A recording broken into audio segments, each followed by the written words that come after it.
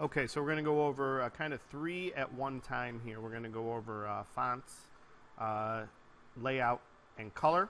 So if we click on the fonts tab right now, okay, the first thing I want you to notice is that you have all of these choices here, and you can select as many of them as you would like when you go through and click on the font. And the way you'll do that is by holding down the control key when you click. If you just click one at a time, it'll just pick one. But if I want to pick more than one, I'll hold down the control key. I'll click visualize. And you'll see all the different fonts that show up in this particular image that I have. Now, you should be able to tell this is a bulldog, but if one thing that's going to happen is a lot of times if you change the font coloring or the layout, things will pop in a little bit more clearly. So let me click on layout right now. So this is the direction that the text is going to go. There's a couple of things that you need to do. First of all, where it says words amount, I want you to click on define, and I want you to make this, it could be anything higher than 100, and all that's going to do is end up adding the number of words that will appear with it, up to 100 different words. You can make it higher if you want, like I can turn it all the way up, but what you can't do is go less than 100.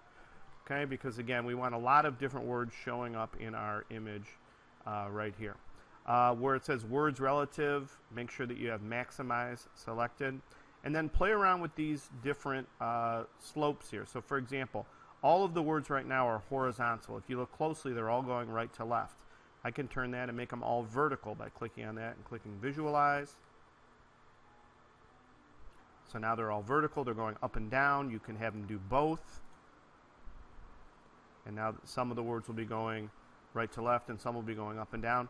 But play around with this, because you'll be surprised that you might have an image and you're like, you can't really tell what it is. But if you change the layout of the word, sometimes it pops in and makes it a lot more clear what is in the image. So you play around with that, you'll see how it goes. Okay, and I believe even if I hit visualize again, I didn't change anything. It'll just randomly make the words change shape, change their orientation. You can also go to custom, and for custom, all you'll keep if I just keep hitting the random button, okay, so it lets me put in 10 of them. It just randomly selected the angle that they'll go at, and I'll click done and click visualize, and so now they're going to be kind of going in all different directions with it, so you can try that one as well. Then for colors and animations, we're going to ignore animations. We're only going to focus on colors. First of all, make sure that use shape colors is not checked, and I'm going to add some random colors here. And so you can see every time I hit the random button that different colors are being added there. I don't need to click visualize for that, they just show up. But if I do click visualize, it will go ahead and give me a different amount of them. Okay, and I'm going to go ahead now, and if I don't like a color, I can click the X button to get rid of it. If I want to add a specific color, let's say I want everything to be green and blue in this one. So what I can do then is click on the arrow next to the color picker here, click on the green section. Sometimes it hangs up for a second. Okay, so if I click on the green section, come on, there we go.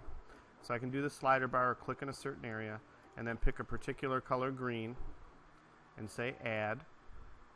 And then if I want to go ahead then and add a blue, so I'll move the slider bar to the blue area, click on a particular blue area, you can drag it where it belongs. Now everything's green and blue, so you can play around with that and decide what you want.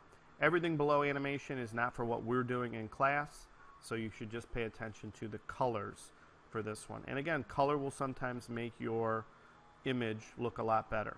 So good luck choosing great colors and fonts and